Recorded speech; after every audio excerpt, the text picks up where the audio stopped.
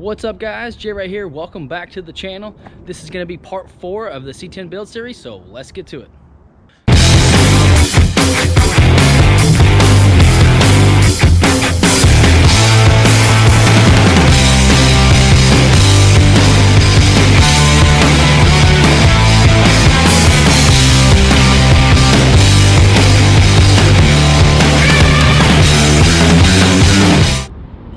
Okay, so last we left off, we had the intake manifold all installed and sealed up. Let me catch you up with where we're at now. The new engine is in its place. It is mostly hooked up. I didn't want to necessarily show that part of the video. It's just going to be a big time lapse anyway. But there are a couple key points that I wanted to point out when installing a brand new dry engine. So when you install any new engine, rebuild, crate engine, whatever it's going to be, it's going to come dry. There's going to be assembly lube inside of the engine, but it's not going to have any oil in it, and it's definitely not going to have any oil in the passageways. So you want to make sure that you prime the oiling system. Let me show you how to do that. So this is a oil pump priming tool for a small block Chevy. So what you'll notice is it's got a knurled end to chuck up in a drill, and it's keyed right there to engage into the small block Chevy oil pump drive. And this little top cap right here will fit inside the distributor hole. Now to prime the engine, you're gonna have to have the distributor out. And with the distributor out, you wanna slide this tool in place of the distributor, making sure to engage that little notch right there into the oil pump itself. And you'll kind of hear it kind of click in there, and you will have this top piece just kind of fit to where the distributor fits into the intake manifold. Once you've got that installed, what you want to do is grab yourself a drill, chuck this knurled end up in your drill. I would recommend using a 1/2 inch drill. You're going to be building oil pressure here, so once you get the oil pump itself turning, it's going to have quite a bit of pressure on it, so save your battery powered drill some lifespan and get a plug-in corded 1/2 inch drill. Once you have the tool installed in the distributor hole, now you need to fill it with oil. So if you're a small block Chevy guy, I would recommend pouring in 4 quarts into the crankcase itself. Pre-lube the filter. If the filter isn't full of oil before you start, you're just gonna have to do more work for yourself, and as soon as you start turning the oil pump priming tool, it's gonna fill up the oil filter anyway. So just save yourself a little bit of work. Go ahead and pre-fill that before you install it on. It'll save you just a couple seconds. With your drill chucked up to the oil priming tool, go ahead and start spinning it over. Flip your drill into high speed and go ahead and start turning it over. Now, if you haven't done everything right, you're gonna find an oil leak somewhere, because you're gonna start building pressure in the system. If you find an oil leak, immediately stop, get that fixed and sealed back up. If there are no leaks happen, go ahead and run your drill for about a minute or two. You should start to see, if you've got an oil pressure gauge hooked up to it, you should start to see oil pressure in the oil galleys. The main goal here is that you want oil through the entire oiling system of the motor. So basically what that means is all the way up to the push rods and oiling the rocker arms themselves. So what I would suggest you do, pull the valve covers off, and while you're spinning the tool, check and see if there's oil coming up the push rods and lubricating your rocker arms. If there are not lubricating your arms, or it's not getting all of the rocker arms, a little trick here, just put a socket on your crank pulley bolt and spin it over 90 degrees. And keep spinning that tool and recheck. And you can do that a couple times. Work the drill for about a minute, check all your rocker arms, turn it 90 degrees, the crankshaft turn it 90 degrees, and keep priming.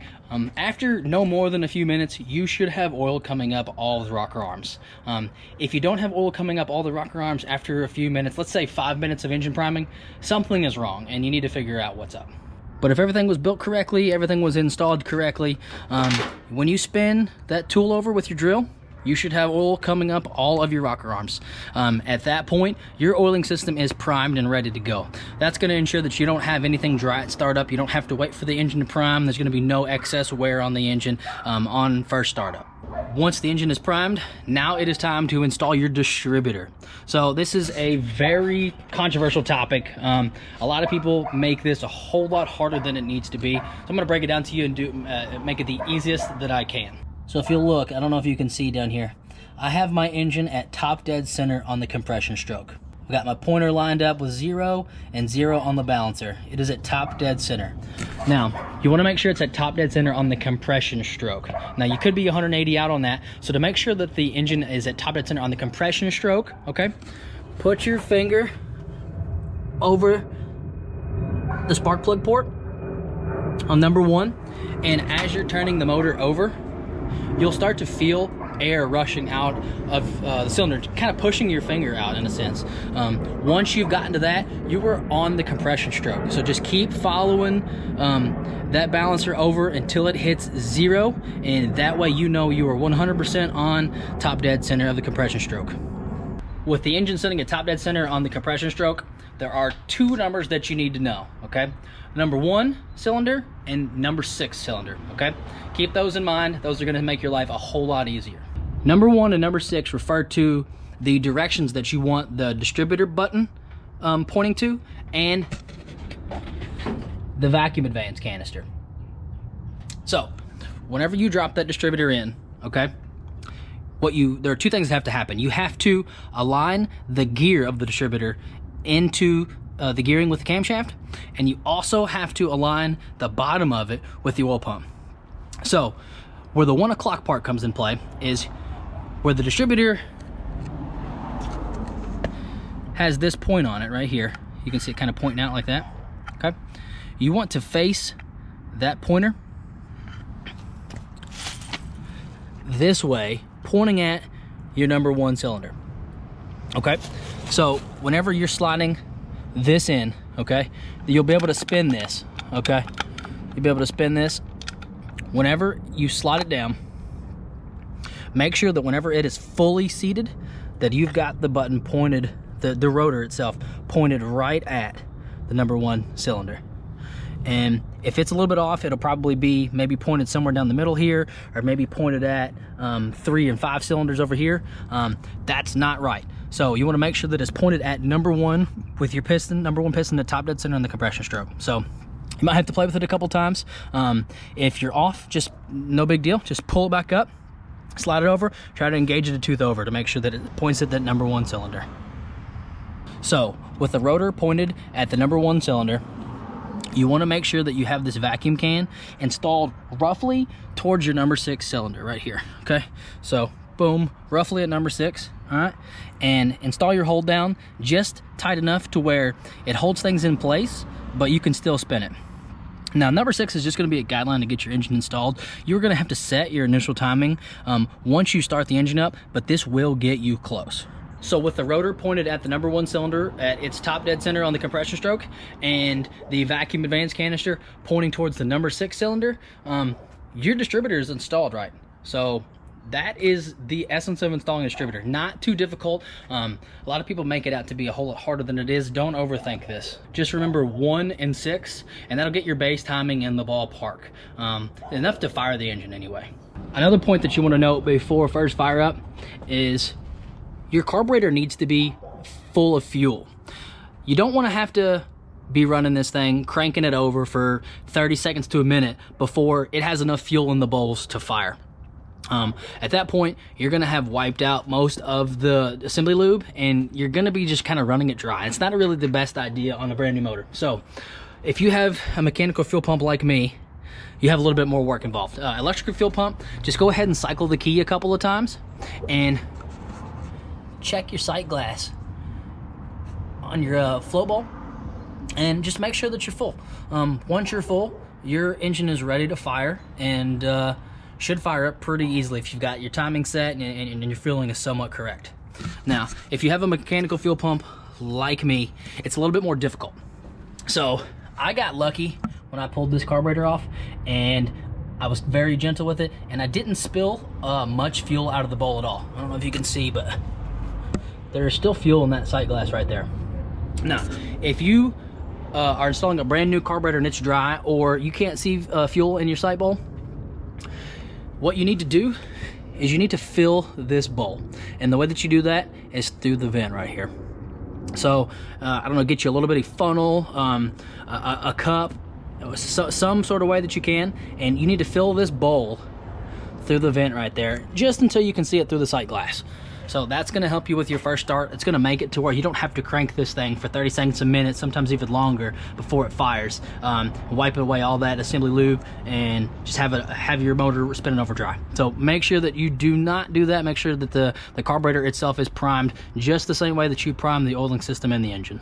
All right, that gets you caught up to where I'm at now. I've got just a few more things to chug away at to get final installed before we can get that first start up. So a couple more pieces of advice and we'll be able to get this first fire up started. So I forgot to mention on the oil priming section that you want to use a good break-in oil. These small block Chevys especially, they need a high zinc content to break in the oil. So you either want to use some conventional oil with a high zinc additive, something like Cop Cams or GM EOS will work, but you want to use something high zinc. My personal recommendation is the Lucas break-in engine oil. If you do look up the oil analysis on this has the highest zinc content of any readily available break-in engine on the market. So go ahead and fill your crankcase and your oil filter up with the high zinc break-in oil of your choice. I would recommend the Lucas, but whatever it is that you use, go ahead and fill it up with that and break it in on a very high zinc content. So you've got your engine filled with the high zinc break-in oil. You got your distributor and your timing basics set. Everything's all hooked up, ready to go. Your carburetor is primed. Everything's ready to go. Now it is time for the first start. So this is going to be in regards to a flat tappet camshaft, which is the engine that I have. If you have a roller type lifter camshaft engine, this does not apply to you. This is all for all of us old school flat tappet guys. With flat tappet camshafted lifters, you have to break them in prior to running the engine. So the way that you do that is on first fire up, as soon as that engine fires, immediately bring those RPMs up to at least 2,000. And for the first 20 to 30 minutes of engine runtime, you want to have that engine running with no load, just in park, at above between 2 and 3,000. And you want to vary that RPM from 2 to 3,000 for the first 20 to 30 minutes. Now that's going to do one main thing, and it's to lube the camshaft. On these small block Chevys, the camshaft lobes don't have specific oiling for them. The camshaft lobes themselves are oiled just from splash from the crankcase. So immediately getting that thing to running at 2,000 to 3,000 RPMs, what that's going to do is it's going to create enough of a centrifugal force to splash oil up on the camshaft, and it's going to give you enough lubrication on that cam to break in those lifters. They have to wear into that cam before you give it any sort of hard use. So make sure that you break it in immediately upon start, and I'm not exaggerating on this, immediately at startup, up to 2,000 RPMs. You can check your timing there with your lighter or whatnot, but you immediately want to get that thing up. No idle time until this is broken in.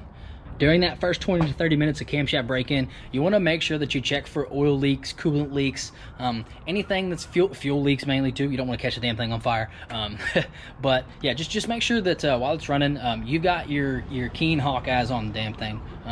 This is a very critical moment in the build. You could lose everything right here if everything's not going right. So just be on high alert, pay attention to everything, make sure your coolant's filled, make sure the oil is got pressure, make sure that the coolant is not overheating.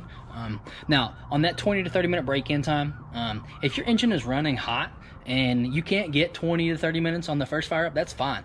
Shut that thing off, let it cool down for a little bit. You just got to remember that you, however much time that you've ran before you shut it down. So you just need 20 to 30 minutes of total run time. It doesn't have to all be at once. Just as long as you get that 20 to 30 minutes, it's going to be good to go. After the first 20 to 30 minutes of camshaft break-in, it is time to change the oil. So there is definitely going to be a little bit of wear in from all those components, a little bit of metal flakes in the oil. That is just fine. It's normal.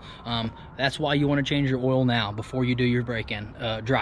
So go ahead, pop the drain plug loose, change that filter, fill your engine back up with some more break-in oil. I'm going to use Lucas as well. You can use whatever break-in oil that you want. Just make sure it's a high zinc content or you use a zinc additive. Make sure that you change that engine oil after a camshaft break-in. I cannot stress that enough. You don't want the rest of that metal shavings and particles and whatnot running through the engine for the next 500 miles of break-in. Okay, so we've got the camshaft broke in, we've got the oil changed, we've got it refilled with new break-in oil. Now you've got 500 miles of break-in driving to do. Now there's a couple of different ways to break in an engine. There's the one camp that is in the kind of soft break-in mode, and there's the other camp like me who prefer a harder break-in of your engine. Now the first camp is going to say that, you know, you don't want to go over 3,000 RPMs or any sort of high load driving for the first 500 miles, and that you want to vary that RPMs. That is fine, and taking it that way, you're going to get great results. Don't worry about it. Me personally, I want to seat my rings as soon as possible. So the engine's already run for 20 to 30 minutes in the driveway to break in that camshaft. Now, there hasn't been any load, so the rings aren't set yet. And you have a very minimal time in an engine's lifetime to seat their rings. And I'm just a big fan of seating them in quick and seating them in hard. So what I'm gonna do is I'm gonna take mine out, get her up to operating temperature, make sure everything's fine, no leaks and everything. And I'm gonna do a couple hard throttle pulls, full throttle to, you know, 4,000, 4,500 RPMs or so. And then I'm gonna let that engine RPM fall back down in decel. So what that's gonna do is it's gonna build cylinder pressure, and it's gonna force those rings out against the cylinder walls, and it's gonna let them wear into the cylinder walls, kind of the same way that we broke in the camshaft, you know, the surfaces of the lifters to the camshaft. So that cylinder pressure is gonna help force out those rings, wear those rings in, seat them, and it's going to give you a very good engine with relatively no leak down or no blow by. That's the way that I like to break my stuff in. I'm not saying that you have to, you know, go out and clutch dump, burn out it. You know, you don't have to do that, but remember that there are drag racers out there all the time that break in their new engines in the burnout box with a 7,000 RPM burnout. So not saying that's wrong either. So, you know, break in as far as that's concerned. Follow whatever method that you want. Just make sure you break the damn thing in. After you've made about 3, 4, maybe 5 pulls like that, make pulls, you know, 4,500 RPMs or something like that, let the engine come back down, the engine brake back down to about idle. The ring should be pretty well seated. So at that point, you just need 500 miles of just kind of stop and go driving to break the thing in the rest of the way. Now, just because you made those couple of pulls and the rings are mostly seated doesn't mean you can just get on the highway and take off for 500 miles and the engine's broken. It's not the way you want to do things.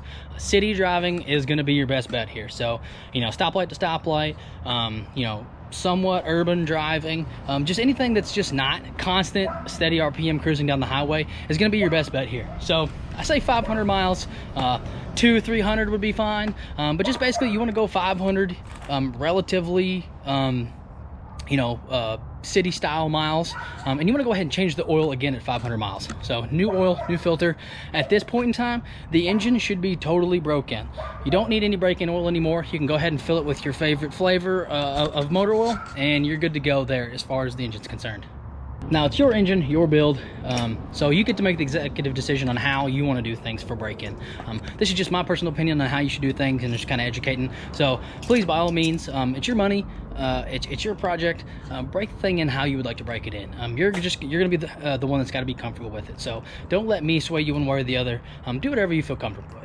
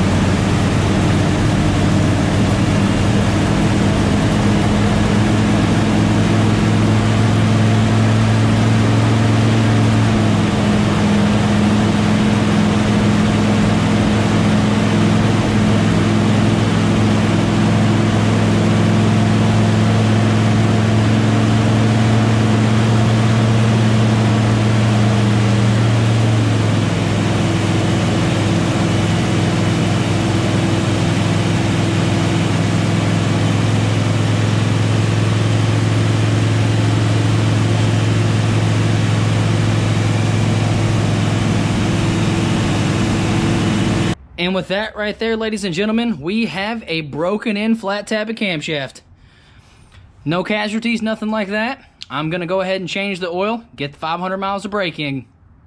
See you guys on the next one.